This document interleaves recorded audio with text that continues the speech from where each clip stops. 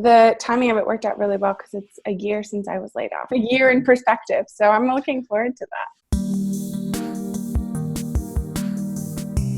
Welcome back to the Career Therapy Podcast. My name is Martin McGovern, and today we're chatting with Juliet Barrett on another edition of Life After Layoff. Juliet, thank you for joining us today. I'm very excited to hear about your story, especially as you just said before we hopped on the call. It's about a year since you went through your layoff experience, and so we've got a nice, look back at the year, a year in perspective. So we'll kick this off the way we always do. Juliet, tell us about yourself. Sure. I'm Juliet Barrett. I am a career coach, creative, entrepreneur, artist. I think those cover the majority of the things that I do, together and separate. And I'm in Chicago, Illinois, currently working with a company called Springboard as a career coach for folks who are transitioning from prior careers or industries specifically. Some folks are earlier in their career, but majority of the folks that I work with now are transitioning after about 7 to 15 years of experience in a prior industry and are looking, either due to COVID, they're looking for a reinvigorated industry, or they're looking for a change after kind of being an expert in one field, are excited about learning something new, which one of my philosophies as a coach is learning as a lifestyle. So I really enjoy working with career changers, because I think that that component of recommitting to yourself and kind of taking your expertise that exists and also trusting that there's always something more to learn really excites me in supporting people in that journey. So that's a little bit. I love that. That's wonderful. And there's a few things I think are really interesting in our conversation here together. One of the first ones is that, career coaches are also building careers. And so while we're here giving a lot of advice and doing a lot of great things, content coaching wise, we're also, going through the job search very often and going through, negotiations and different things like that. And so we're practicing what we preach a lot of the time. And then the other piece is that, you've had quite a number of different types of jobs and careers over your life. And so I want to maybe start by going back a little bit before we get to the layoff story. How did you end up in the role that you were later, moved on from? Tell us the story of your career journey up to that point, up to the point that we're going to be talking about a year ago. Mm-hmm. I mean, it was very diverse. I think I come from, like I said, a creative background. So my background is in theater, performance arts, television, broadcasting, radio. I'm very much have deep roots in just the performative element of the creative arts, right? Because there's dance, there's music. So I'm much more on kind of the performance. And I consider a level of radio to be performance, because if you've ever had to host a talk show, it takes a lot of preparation, lot of a lot of intention. So, and I think those are a lot of relative skills. So that's kind of where my background is. So after completing school, for theater. So that's kind of what my training is in. When we qualify education as being kind of the barometer for setting someone's success, that's what I went to school for, was for theater, which I think a lot of times surprises people, because it's not deemed, in general, culturally speaking, a good investment for the level of what higher education costs these days. And I've never regretted it. And I actually think it has a lot to do with what I do now. So after I completed my degree in theater, acting and directing, I kind of moved on and did some traveling. I kind of was at that point, I'm always looking to learn more. And so I moved abroad for a while to just challenge myself and kind of get out of the burnout cycle I'd been in after my education. From there, taught a lot and freelanced for about 2 years, where I was an art teacher, and I was teaching, had the opportunity to teach younger students in schools, as well as folks who are retired, post their careers while I was in Ecuador, and also teaching bilingual. And so that was a big stretch for me on many levels. It was the first time I had worked with both kind of ends of the spectrum of age, with different folks in different ages. It's the first time I had built kind of full curriculums for those kind of that spectrum. And so I gained a lot of skills. And while I was doing that, I was also freelance painting. So I was painting murals. So I had about 7 murals during that time that I was also in conjunction teaching, freelancing, practicing my own craft, producing all of the finances and the business side of that as well. And so when I transitioned back to the United States, I thought I wanted to be a muralist full time and kind of continue that trajectory.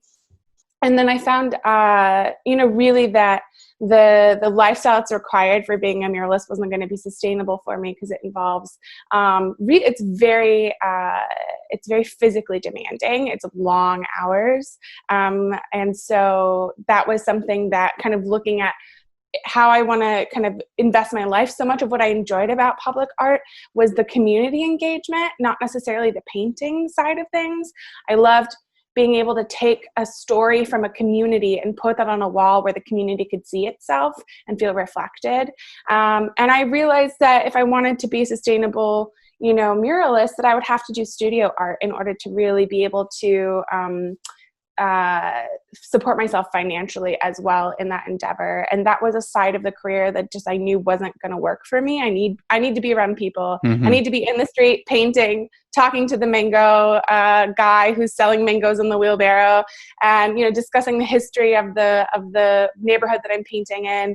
And so when I transitioned back, I realized that as much as I had really enjoyed building that life for myself, that it wasn't something that I wanted to pursue long term. And so from that point, kind of transitioning into Chicago, I had about another year of freelance where I was working kind of a jack of all trades, or a Jill of all trades, being an administrative assistant and using kind of a lot of the skills that I had as a freelancer, supporting my own art, supporting a lot of other artists in their careers. So using those administrative skills to, I was taking gig after gig, just kind of trying to find a way to be able to mesh my skills. And at that point, I had a friend who was looking for a little bit more support than just, hey, can you build me a spreadsheet? Or, hey, can you, write me a bunch of email templates, which I was just kind of doing all of the above whenever someone needed me, while also doing my own work. I was painting sets for theater companies. So very much still freelancing, filling in the gaps, but working within multiple disciplines. And as a result, I had a lot of friends in many different industries, and I started realizing that there was a huge gap between the awareness of how to, as an artist, how to conduct themselves as a business. So a lot of times when you're an independent artist, you go to the art school, you get the art training that makes you really good at the practice and the talent component of your artistic practice, but you don't get the business school side. You don't learn how to build contracts. You don't learn how to, create invoices. No one teaches you just like the basic skills. And no one tells you that you're going to need that either, right? They don't tell you, but they also don't say, hey, go get this continued learning once you are, finished with this training. And so I had a lot of peers in my community who I was working with who were really just kind of working paycheck to paycheck because they didn't understand how to sustain their career within the industry, not just from a talent perspective. And so I started kind of trying to think about ways I could support my community. I'm very community based. And so I was like, I have these skills. How can I use these skills to help the people that I want to see thrive? Because I see the potential. And I know that if there's just a couple things that they can learn how to do, it's going to elevate them to that next step where they can have access to the kinds of conversations that will get them funding for their projects, that will help folks in the industry take them seriously. Because there's a communication gap between talent and administration generally, or between business. And the business knows they need the talent knows they need the business. But a lot of times the business isn't going to take talent seriously if they don't understand how to speak that language. And talent, a lot of times tries to thrive without business. And that usually happens because of community. But again, after 10 years of that, I saw a lot of people getting burnt out because they hadn't transitioned from the hustle mode to the strategy section of like life. Yeah. And so out of that, I started essentially exploring coaching. I had several people who spoke into my life and said, hey, have you ever thought about this? I think it was the first time that I realized that there was a kind of a holistic name that could use a lot of my skills, but still give me the flexibility to be the person I wanted to be, right? That I could be myself. I didn't have to put on any sort of, corporate speech, which in a lot of arts communities, there's this disconnect between what is corporate and what is like grassroots. And I realized that I didn't have to pick one or the other, that I could be both, that I could use my skills that I had honed through practice and also through working with a lot of different organizations and companies through my freelance work, and take those skills and then also, serve the community that I had grown really passionate about seeing thrive. And that's how I became a coach. And then the job that I had when I was laid off from came from word of mouth. I had a friend, I was kind of, doing the hey, I'm available conversation with my network, just saying I'm open and looking for things that will give me the opportunity to expand these skills beyond just one-on-one coaching. I knew that there were opportunities for program development, which, building community again, education, which I had a history in education. So I saw an opportunity for a lot of these skills to coalesce into a singular job or a singular industry. And so I was kind of looking, not necessarily for coaching roles specifically, but I was looking for roles that would utilize those skills. And out of that came my job, where a friend referred me, who is a mutual friend of ours. I think how we were connected, who just said, hey, I have a job. You're perfect for it.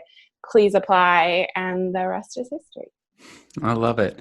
And when you're having those, hey, I'm available convos, I think that's a really important thing to touch on for folks, because networking is such a difficult, aspect of the process, especially when, you're sort of putting yourself out there for a few different things and not entirely sure what you're looking for.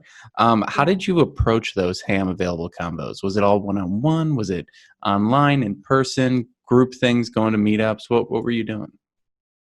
It was a lot of one-on-one. I was having a lot of one-on-one conversations. So it was pretty much just something I brought up every time I was talking with folks. Yeah. When people say, hey, what's up? How are you doing?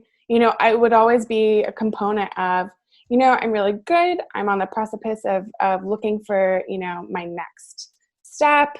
I'm looking for things that involve these skills. So I wasn't necessarily saying, I'm looking for this job or wanting to work with these companies. I was more focused on, these are the skills I want to hone, and these are the opportunities I want to have. I want to work with large groups of people. I want to work with creatives. I want to be able to grow within kind of my teaching skills, as well as with my facilitation skills. I want to be a connector. I want to be able to bring folks to help them reach their goals. So kind of more defining the job by the things I wanted to spend my days doing rather than the title. And I found that brought me a lot more opportunities, because people would say, oh, there's this program director position that you would be great for. And all of those were correct. None of them were things that, I applied to all of them, and I really, when someone would send me a job opening, I would realize, oh, I hadn't thought about this position, but it still used all the skills that I wanted to be pursuing. And so I found that direction really worked out well for me in kind of expanding my opportunities beyond the limits of my own recognition. That's awesome. And that's really what you ended up finding. So you ended up in this role. What was your title in the role? What did it end up being? I was career development coordinator at a college. Very cool.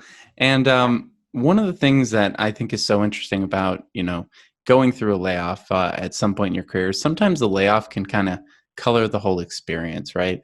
That there's this like trick with psychology where, you could go on a great vacation and then you have a terrible flight home and it ruins, it kind of ruins the whole experience. And so I'm kind of, but as we get towards that part of the story where the layoff actually happens, I'd kind of love to hear your thoughts on what was it about that job that you really enjoyed? What were the parts of that job that really spoke to you personally?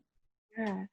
I loved being able to connect students with artists who I knew in the communities who were doing the job that these students envisioned for themselves. So really contextualizing, this is your perception of a music producer. Let me bring in a music producer who you can see in flesh and bone and connect with and hear their story, hear the nuance, but also see that this is possible, that there is a reality to the job that you have built up in your mind that led you to paying this amount of money to get into this school, to really help them conceptualize the reality of what they were working towards was really I think a huge component for me, and being able to show artists that it's possible to be an artist, it's possible to sustain yourself. There's just a lot of things that people don't tell you. And so what you have to do is you have to talk to people who are doing that so that you can start building that reality out for yourself. So being able to kind of be the bridge between aspiration and reality was really satisfying for me.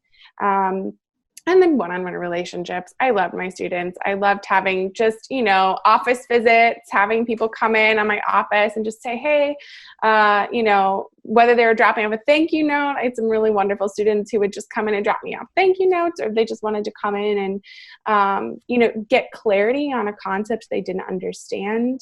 I had scheduled one-on-ones where it was like, talking about application materials, and those were fine. But I think my favorite moments were when a student felt comfortable enough to be vulnerable in what they didn't know and just pop in and ask a question and say, hey, this might sound ridiculous, but, is $15 an hour okay for the amount of work that this person is asking me? Or I feel like I'm being taken advantage of this internship. Is this true?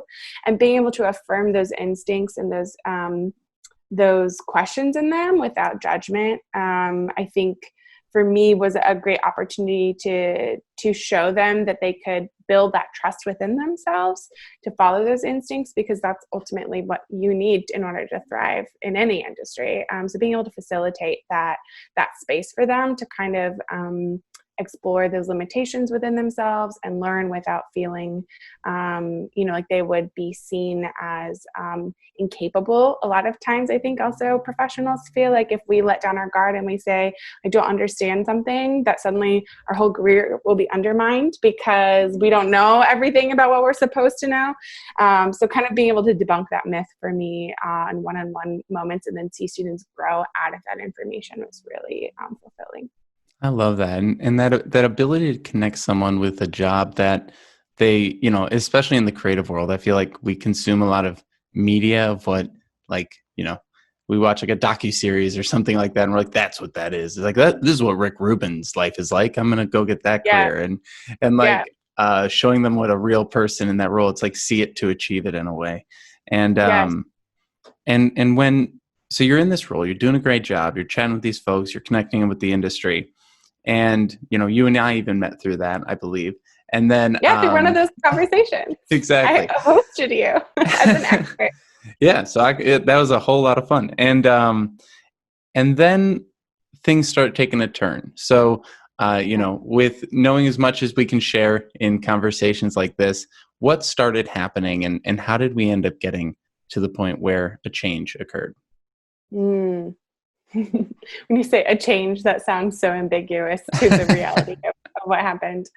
Yeah, it was very, it was very disorienting. I'm not gonna lie. I was actually up for a promotion the week that I got laid off, so I was very, very shocked. I was in the middle of preparing. I was like finalizing my promotion pitch, with my market research and substantiating all of my asks with just the data I had collected during my time there, the improvements I had made on the impact of the institution, as well as just individual student lives. So I was in a good place. I thought everything was, I had a lot of affirmation from the community, but there was also an underlying suspicion. There had been a merger that had happened pretty soon after I joined the company or joined the organization.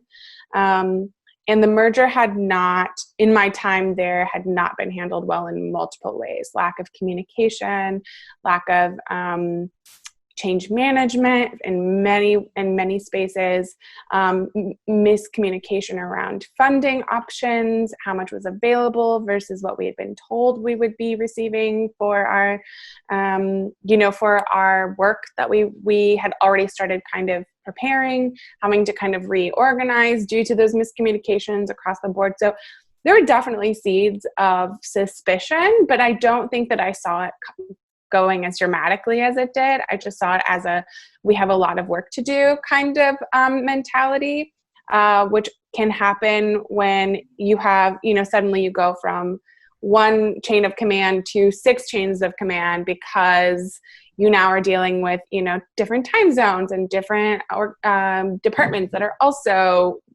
handling the merger. So overall, I would say 50% of the time, I felt really confident in my security and the impact that I was having on the organization. And then the organization as a whole, I definitely saw some red flags that gave me pause, but I did not see as potentially directly impacting me as much as they did. I saw it more as this is something to keep a lookout for in the next year or 2 years. If certain steps aren't taken to remedy or modify kind of this course of action, then some really difficult conversations are going to have to be had with management. I just didn't get the opportunity to have those conversations. And that's the way the cookie crumbles, right? And so what was that day like for you? I always think it's so interesting to talk about the actual day and maybe bring ourselves back to that moment, because then it really sets the foundation for how we respond, right? So, a lot of people go, yes. So talk us through it. I just love how you say it sets up the situation for how we respond, because I think it's really true. Trauma, right? Like workplace trauma is real. And this is one of the instances. I mean, we're looking at the impacts of COVID-19 that even have yet to truly be processed economically, globally. But there's trauma in the workplace, and depending on how things happen, depends on how, you internalize that experience. And I think that's where the impact comes in when you're saying how it impacts things. So I think the way that this happened to me, which I don't want to put myself in a victim mentality, but the way that this rolled out definitely set the trajectory. My boss was abroad while this happened. My direct report was abroad, and it was a Monday. So there's also kind of just a lot of details around. It's Monday. I'm getting ready for my week. I know I'm going to be pitching a raise to my, to the higher chain of command. Well, my boss is not. My direct boss, who's like in full support, is also not in town. And so there's just kind of a lot of there were some stakes already at play where I was like, game on. And I was an hour into the Monday when I was called into the HR office, which I didn't think too much about, because generally because I worked a lot with students, I had more engagement with HR regularly because I was kind of moderating student contracts with employers and internships, and a lot of that kind of paperwork would go between HR and myself and a couple other departments to make sure that the students weren't being taken advantage. So I really did not see anything coming. I just left my office. I went to HR. There was black paper on the window, which was the first. It was very dramatic. There was black paper on the window, and very artsy. Let's put it that way. Yeah, taste for the drama. And that was the moment where I was like, something is terribly wrong, or I'm in an alternate reality, right? It kind of just why would there be paper? So I walk in, and the boss who I was going to be pitching my raise to was sitting there, and HR is sitting there. And at this point, I'm just like completely discombobulated. And then they read me my Miranda rights. It was just like very standard procedure. HR said, I had another boss who was also not on location from the other merger school who was on the phone. And she just basically said, hey, so-and-so is here, so-and-so is here. And then my boss just started reading the letter, right? The like HR speak letter of due to, some rearrangement of departments, we are going through, and just kind of went through everything. And then by the end of the letter, I think it was at the 2/3 of the letter, I realized I was losing my job. Oh my goodness. It was just it happened in under 10 minutes. It's a roller coaster of emotions. Yeah, I was so disoriented. And halfway through the letter, I think I just started weeping because I felt the loss of control, right? Which is what how trauma is created, is when you feel complete loss of control. And so at that point, because there wasn't anyone super familiar, I think if my boss had been there, my direct boss, so I had a much more day-to-day relationship with, or really anybody from my department. I didn't have anybody from my department. So it felt very much like upper management and me, and no one who really felt, I felt connected to. So there was also that level of just feeling a little bit abandoned, and then having this happen. So when got down to the letter, they just said, do you have any questions? And I was just sitting there crying. And I didn't even know what to ask. I was so disoriented. And thankfully the higher superior who I was going to be pitching my raise to, there was like this moment of human interaction where I think she just realized, like, and to be fair, when you have to do mass layoffs, I'm not saying that I approve with the way that happened, but I know that there's a level of I'm sorry, there's it's all good. We're in Chicago. There's no avoiding it. It's true. There was a level of, I know she had to disconnect in order to be able to just do that, because I was not the only person who was let go that day. So I know that there was kind of standard procedure. But I did appreciate in that moment, she just kind of broke the facade of like procedure and was like, this has nothing to do with like your performance. We really love, and she just recognized the work that I had done, even minimally, and said, none of this is because we want to, it has nothing to do with the value that you brought to the company. She recognized some really pivotal growth points that I had created in my time there, and then really just apologized and said, let me know if you need a recommendation. We'll absolutely make sure that our decision doesn't impact your capability to be able to be employed again. Absolutely. And then I had to leave. That was it. I was just kind of like, okay, thanks. And then they were like, great, you'll be escorted back to your office and you'll be asked to leave the premises immediately. So then Monday. Yes. So I was escorted to which just anytime you're being escorted by a colleague, there's just this really visceral contradiction of relationship. Right. And so I was escorted back to my office, and then I got there and my computer had already been taken by the company. Yeah. And that moment they were like, okay, you have to go. And I was like, well, I have all my stuff here. And they were like, well, you can pack it up right now, or you can arrange to come get it tomorrow. And I was like, okay, can you give me a couple minutes? And he was like, no, I have to stand here until I have to escort you out the building, or I'm here to watch you pack up your office. And it's gotta be that way because something has happened in the past, right? Like something terrible has happened, but it's so weird. It's so strange. Yeah. And so I was like, well, I don't have anything to pack. I wasn't planning on packing up my office today, so I don't think I got erratic, but I was just so angry and fed up that I was like, very sassy. And I was like, well, do you have boxes? Because I didn't bring any. And, and he wasn't very compassionate. He was just like, Mm. I don't have any boxes. I was like, I know. I was being sassy. Yeah. Be with me in this moment. And so I just ended up leaving my office, and I walked out literally 20 minutes later, and I was like, can I look for people in my department? And he was like, no, you have to be escorted directly out. You can't talk to anybody. I'm sure because, other folks are going to be let go. Oh, yeah. They wanted to minimize panic. And so I was escorted out. And so I had my purse and everything in my office, my computer was gone. And I was in Chicago city center wandering around at 11:30 a.m. without a job. Which I remember that moment. I just sat in a plaza, I think for about an hour, and just kind of processed, you don't have a job. And there were questions too at the time of, how did this happen? Does my boss know? He's abroad. There's just so many questions that were circulating. So I do think, in a lot of ways, it was very traumatic. And I think I remember taking the train home, just thinking about what am I going to do with the rest of my day? What do you do after this?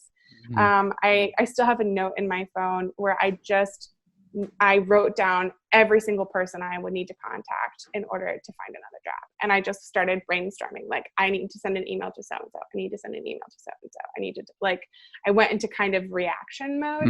Mm-hmm. Also because I realized that the only way I was going to be able to I think rebound from that was to call on my community to say, hey, this just happened. I need help. So sometimes I look at that note just to reflect on how true that ended up being in the aftermath. That's fantastic. And I think one of the things that I find interesting is when someone's been a freelancer, when someone's been a contractor, an artist, or all these different things that you've been throughout your career, it almost sets you up in a really positive way, because I don't know, in the back of my head, I always assume no job is forever, no job is permanent. And I think a lot of folks in long-term careers who have maybe been at a company 5-10 years, they're like, well, of course, I'm just going to stay here until I retire. And that mindset is when you've been a contractor and you've had to chase down jobs, you're like, oh no, I'm always thinking of my next backup plan, my escape route. What is Robert De Niro? And he's like, don't ever have more than you can leave behind in 5 minutes if you got to get out of town in heat or whatever. And so I'm just kind of curious, having had that background in contracting, freelancing, art, and things like that, do you think that prepared you better for this transition that you went through? Absolutely. Absolutely. Because the people that I knew weren't only associated with my job. So when I lost my job, I didn't feel like I lost my network. I knew that I knew people who weren't my colleagues, right? And I think a lot of times when you do grow with a workspace, you really settle into just that community, right? The people at the company, then you have your personal friends, and oftentimes those are the two communities that you're a part of.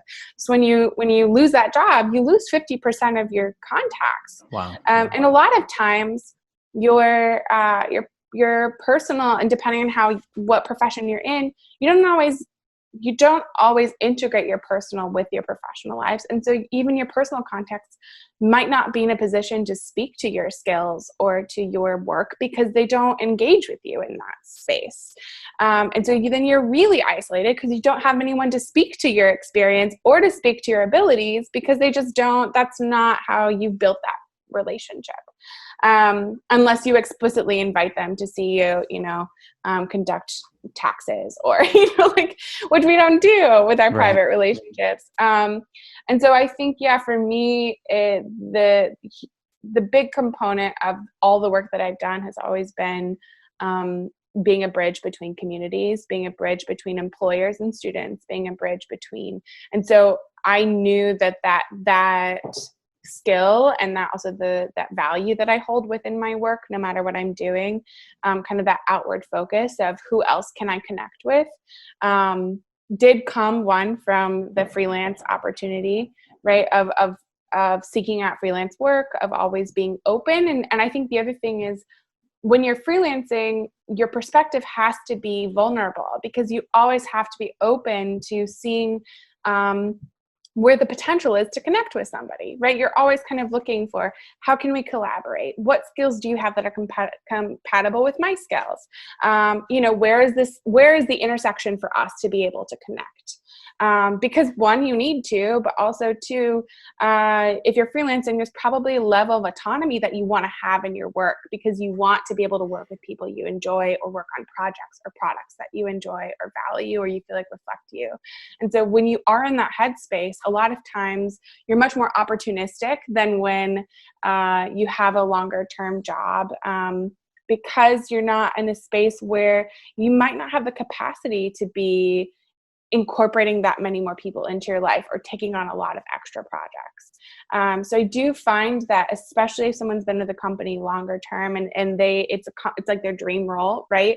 You have your dream role. There is kind of the I've arrived checkbox of, great, I got to Google, I'm good to go, right? I hit the crest of the mountaintop, and now I'm here, and all of my work has been sufficient. And now I don't have to be getting to know new people, unless they're associated with my company and what I'm doing.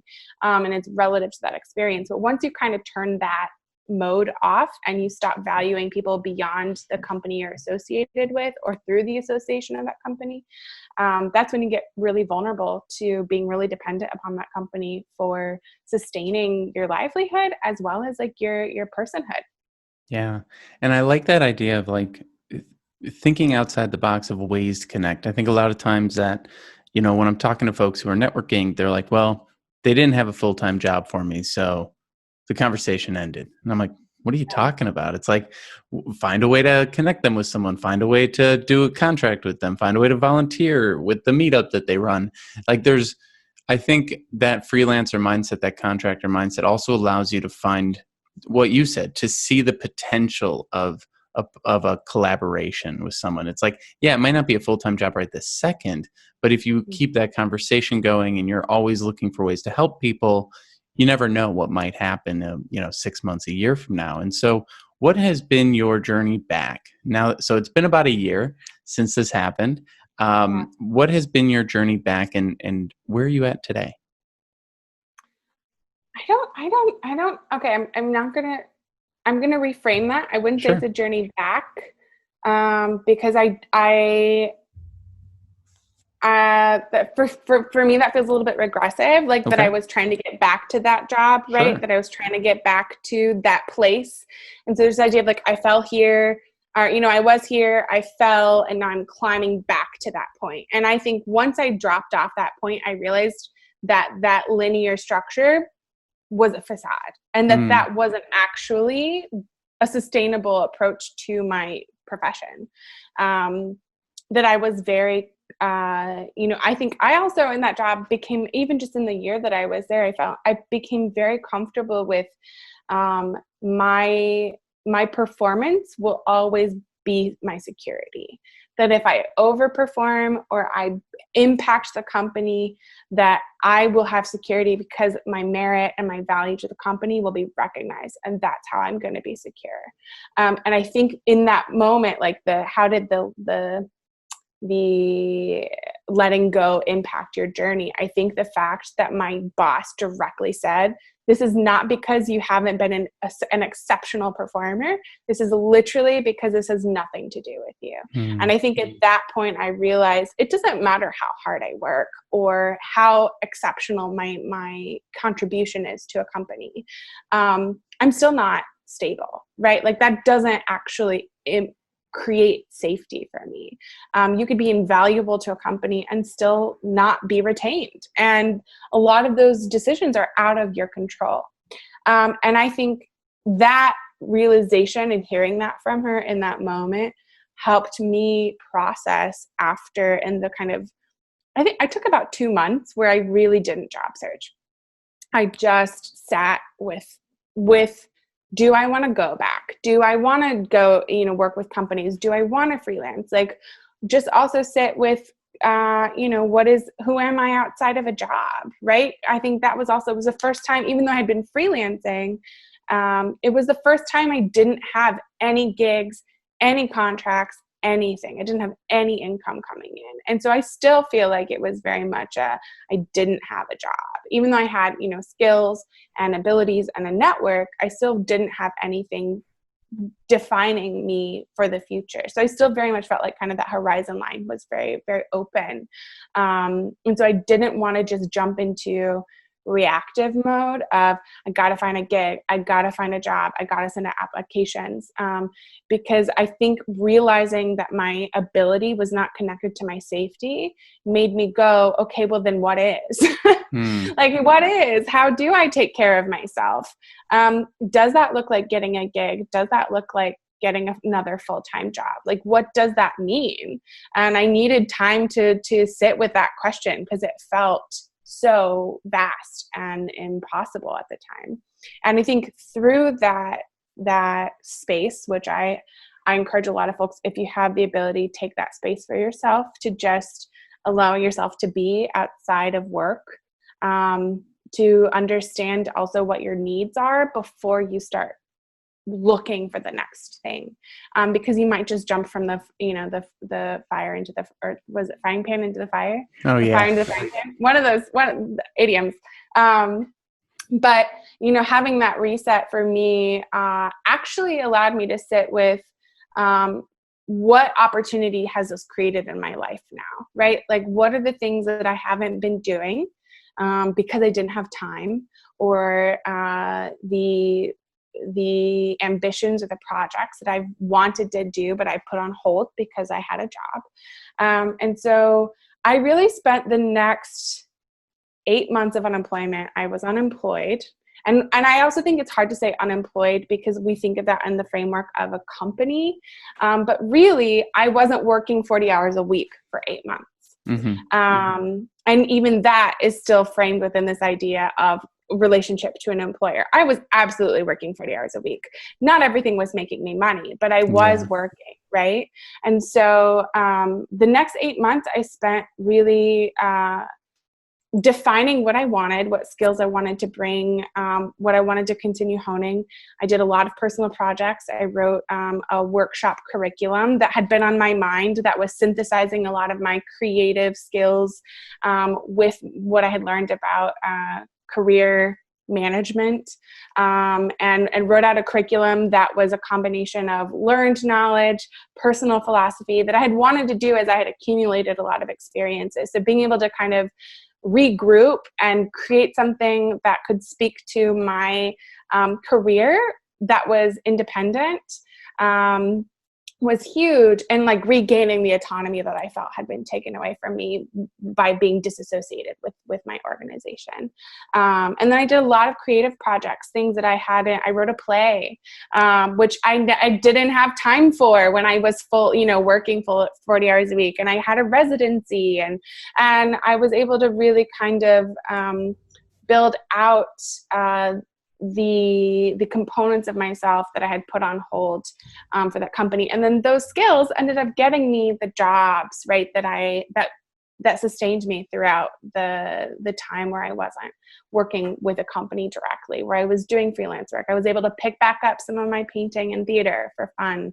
I was able to do a lot more independent coaching. So I built out my clientele personally a lot more fervently than I had prior, and launched my workshop, which was a huge accomplishment, and really built out my profession on my terms.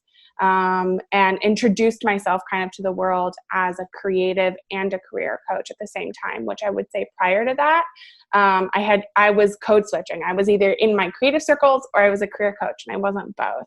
And so that opportunity since then has been me defining and owning that space in multiple communities, and kind of building my own bridge within myself to say everything is connected and there's value in both of these worlds, and being a facilitator of that. So now that I work with folks in tech predominantly, it's been a really great joy to be able to take kind of the creative skills that we're talking about, the creative approach to communicating with folks, finding opportunity, that hustle, kind of freelance hustle that I learned as a creative, to a space where a lot of times that approach is innovative, right? Tech we think of as an innovative industry. And so I found a lot of crossover, and helping people recognize that as well has been really fulfilling in the next iteration of my career journey. That's amazing. Yeah. And this idea of looking for the opportunity in getting laid off, I think is huge. And taking that time to rebuild or rediscover really your own identity. We hear that a lot with folks who,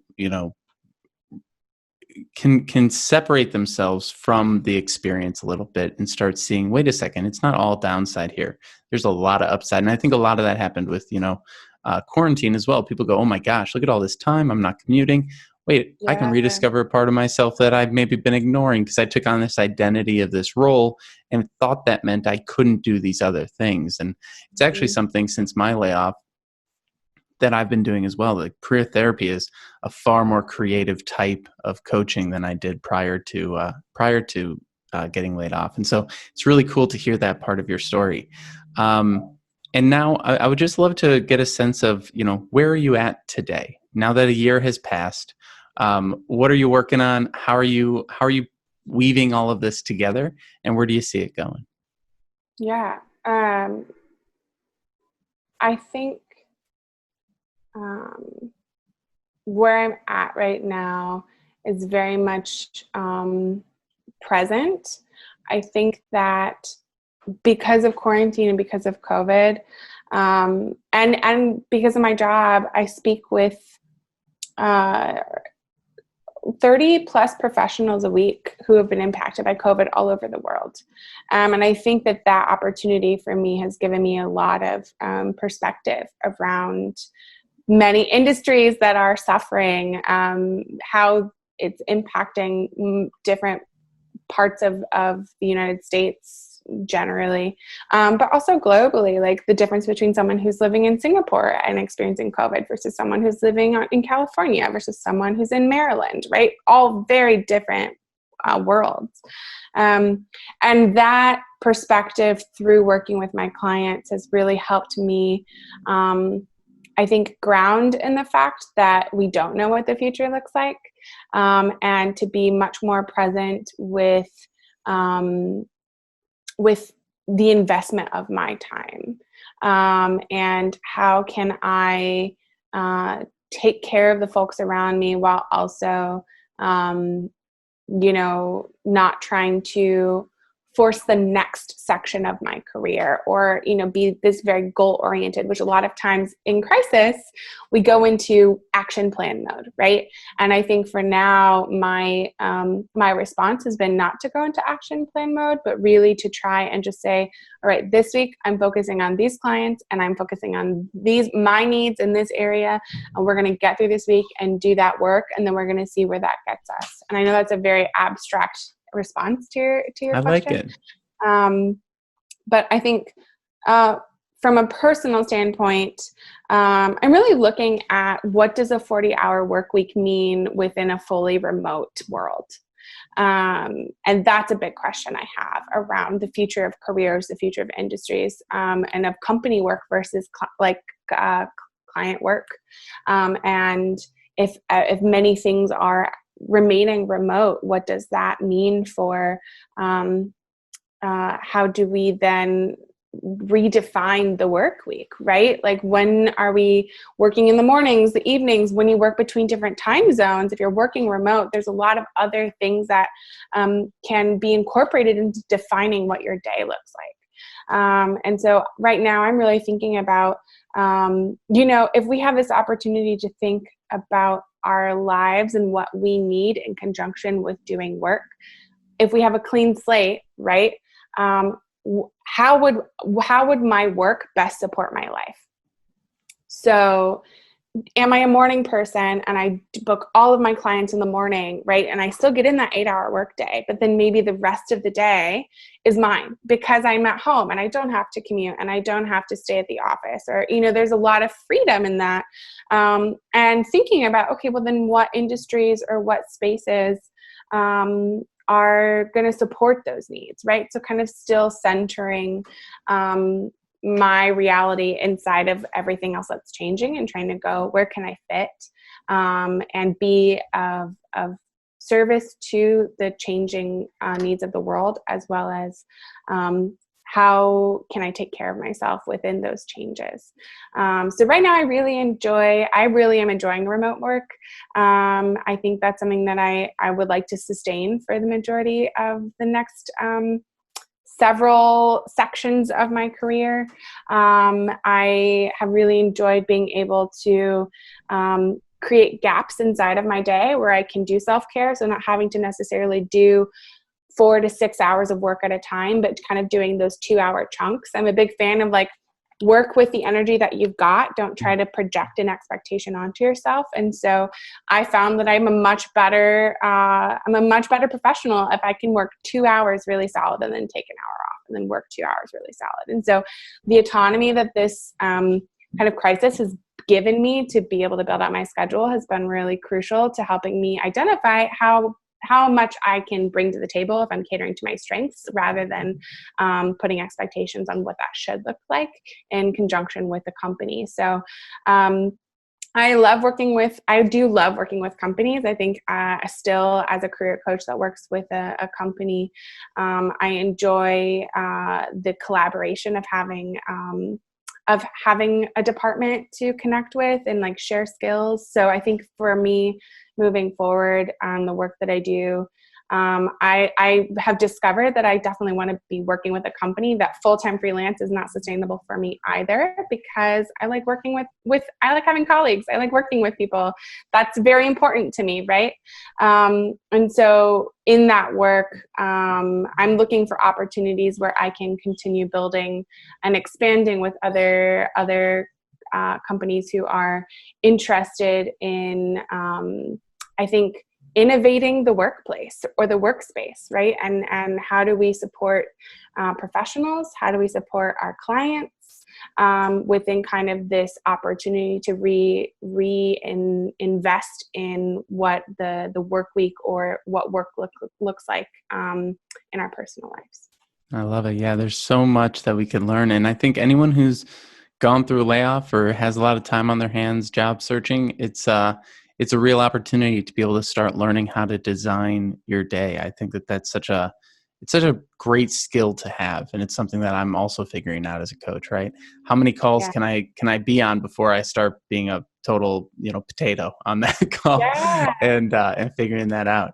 Yeah, absolutely. That's wonderful. And so, as we wrap up today, how can people find you and reach out to you if they want to learn more about what you're doing? Yeah, I love a good LinkedIn message. So find me on LinkedIn, Juliet Barrett. I would say LinkedIn is generally the best place if you want to get more information on my personal coaching philosophy. If this hasn't been enough, then you can go to my website at julietbarrettcoach.com. Wonderful. And if there was one piece of advice you'd give someone who, let's say they listened to this episode because they got laid off this morning, what would you say? I would say, there's no shame in not having a job. And you are not defined by your greatest accomplishment or your worst failure. What did you feel being a career coach who had gone through a layoff? Because I think that's a pretty interesting place to be. It's something I've gone through as well.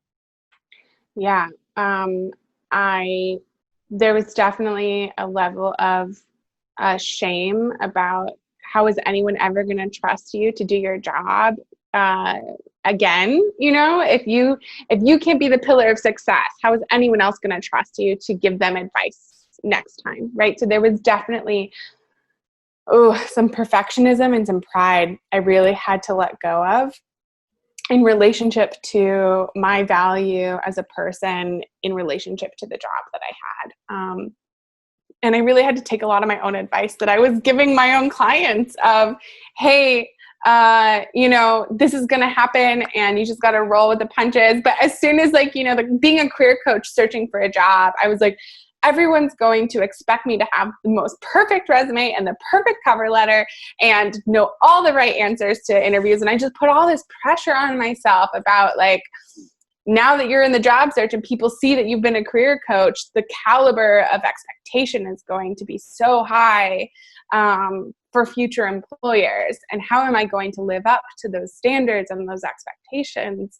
And how am I going to show and tell my community that I failed? And I did feel like I had failed. There was a level of I didn't do enough. And I think I broke out of that. And it took me about 2 weeks to be like, you're not a failure, to talk myself down from a lot of those negative feelings. But I did find moving forward then as a career coach that I really had to think about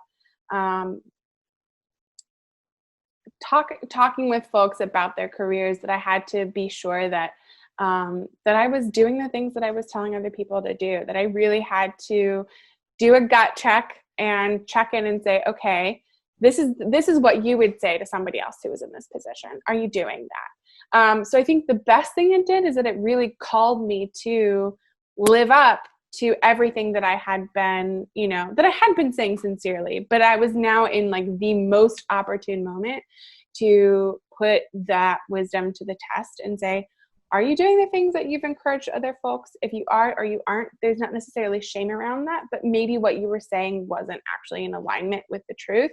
So if you don't want to do it that way, think about what you need to change instead. And ultimately, I found out my advice really worked. But it was a lot of work to do. And I think that was the other part, was just as a career coach, remembering how much the job search takes from you spiritually, your soul, the vulnerability it takes to constantly write that cover letter, and the energy it takes to just show up every day and go, all right, I'm really tired. I've submitted my 100th application. I've only had 2 interviews, but I'm still going to try to meet someone new today. That resolution to show up for yourself within the job search was really the big takeaway for me. And in building out my empathy. And it was the longest time that I was job searching. I was not necessarily looking for jobs, but I was putting in applications. My strategy was more about, I wasn't going to submit applications to every job, but that I was only going to submit applications to jobs that were in alignment with my skills. And you would think that was inherent, but a lot of times people just say, oh, this is open, you'd be a great fit, you could do this in your sleep, right? And that was not the job I was looking for. I was looking for something that would be in some way, at least in alignment with what I had been doing prior, or at least with the goals of how I wanted to develop in the future. And if it didn't fit that kind of capacity, if it was just there to get me a paycheck, then I wasn't going to waste time applying. And I really had to commit to that decision when it was really hard. And there were jobs that I knew that I could do in my sleep, but was I passionate about it? Was it something that I, would get in and then want to leave within 5 months? Then I wasn't going to apply. Even in the days where I was like, wow, I really miss a consistent paycheck that just hits my bank account every 2 weeks without even thinking about it, and I would have to really call myself into accountability for reprioritizing and staying focused on what I was working towards, rather than settling because I was feeling, burnt out because I wasn't being kind with myself in the process. So really learning from my own wisdom, and also just how much commitment it takes to put that practice or the action into practice was, I think, the biggest lesson for me, and humility. And also is the reason why I love coaching folks through that process, because I didn't have a support system directly. I didn't have a career coach who was checking in with me every 2 weeks. And if I had had that support, that would have been such a huge Oh, asset yeah. to just sustaining my mental energy to the process. So I think since then, that's really impacted the way that I am able to empathize with my clients, and keeps me invested in that journey too, because I know how hard it can be. Absolutely. Yeah. We have to drink our own Kool-Aid as coaches every once in a while. And I think going through a layoff experience, it helps you remember what other people are going through. I remember when I got laid off, my first thought was, I get to add this story to the list. And like, Oh, so many stories. yeah. And and hey, here we are, a year and a half later, and I'm doing a podcast on layoffs. I would feel very weird doing this podcast if I hadn't gone through one. So I there's was so always grateful. upside. Yeah, so when COVID hit, I was so grateful that I had had that experience and that I was able to really empathize with so many of my clients then at that point. I had never had that many clients who had been laid off before. And if I hadn't had that experience, I think I would have been a very different coach at this point in my life. So in a lot of Yep. times I see that as divine intervention. As a career coach, life was like, hey, this is coming up in the next year. You're going to need to be able to help people through it. So we're just going to give you a taste of this so that you can do your job well. So in some ways, I think it was fortuitous. Absolutely. Thank you so much, Juliet. And thank you, everyone, for listening to the conversation today. If you have a layoff story that you'd like to share, feel free to reach out via LinkedIn or any of the links in the comments below. And Juliet, I hope you have a wonderful rest of the day. Thanks for joining us. Thank you. Thanks for having me. Hey there, thanks so much for checking out this episode of the Career Therapy Podcast Life After Layoff series. If you enjoyed what you heard here and have a layoff story of your own to share, please connect with me at linkedin.com/in/Martin McGovern, or just look up Martin McGovern on LinkedIn and shoot me a DM. I'd love to have you on the show to share your story and normalize this layoff experience that brings so many people such a variety of emotions and shame and different things that we feel going through the process. I think it's something that most people experience in their lives, and I want to share more of these stories with the world, and I really appreciate those of you willing to share. If you like what you watched here today and you want to support us on Patreon, you can check out patreon.com/career therapy.